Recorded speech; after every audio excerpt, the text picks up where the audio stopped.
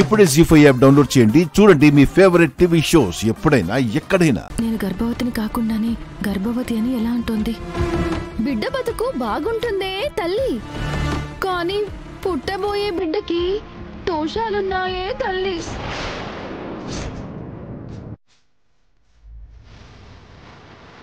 దోషాలా?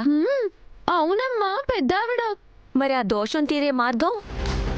నాగుల కోనలో నాగదేవత పుట్ట దగ్గర పంచమి పూజ చెయ్యాలే పెద్దావిడ. అవన్నీ మాకెలా తెలుస్తాయమ్మా? అవన్నీ చేయించడానికి నేనున్నాను కదమ్మా.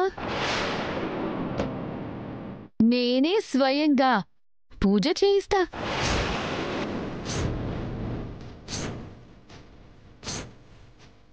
మంచిది. కానీ ఒక్క ప్రమాదం ఉందమ్మా.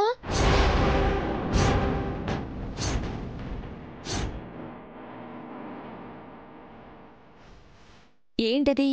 ఆ నాగుల కోన పుట్ట దగ్గరికి కేవలం గర్భవతులకు మాత్రమే ప్రవేశం ఉంటుంది.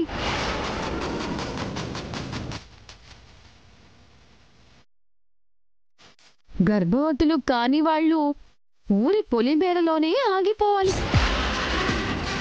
అలా అయితే మేమంతా ఊరి పొలిమేరలోనే ఆగి లక్ష్మిని మాత్రమే పుట్ట దగ్గరికి పంపిస్తాం. అమ్మా, కడుపుతో ఉన్నప్పుడు ఇలాంటి లేనిపోని ప్రయోగాలు అవసరమా? అవి పూజలురా, ప్రయోగాలు కాదు. నువ్వింకేం మాట్లాడుకో. మంచి మాట చెప్పావమ్మా. మరోసారి చెప్తున్నా, గుర్తు పెట్టుకోండి. కడుపుతో ఉన్న వాళ్ళు మాత్రమే ఆ పుట్ట దగ్గర కాలు పెట్టాలా?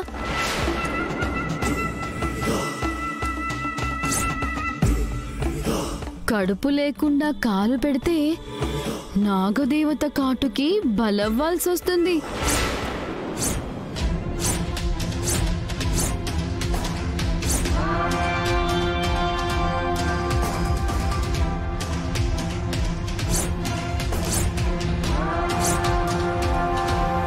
ఇదేంటి నన్ను ఇలా ఇరకాటంలో పెట్టేసింది? నానమ్మా, ఇప్పుడు ఇలాంటి పూజలన్నీ అవసరమా?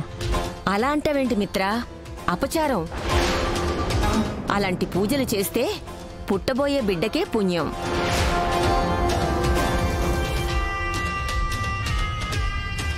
నువ్వింకేం మాట్లాడకు. లక్ష్మి ఈ పూజ చేస్తుంది అంతే.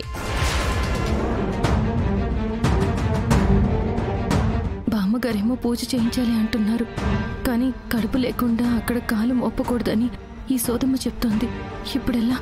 ఏం చేస్తే ఎలాంటి దోషం వస్తుందో ఏంటో. ఇప్పుడు నేనేం చెయ్యాలి? లక్ష్మి, ఇప్పుడు ఎలా అయినా నువ్వు బయటపడాల్సిందే.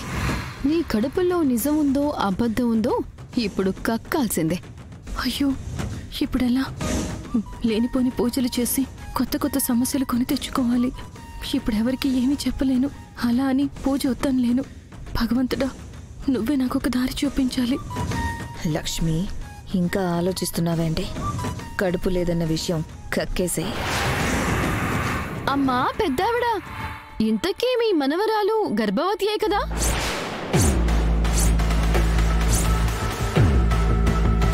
జీ5 యాప్ డౌన్లోడ్ చేసి అన్ని ఎపిసోడ్స్ పూర్తి ఉచితంగా చూడండి.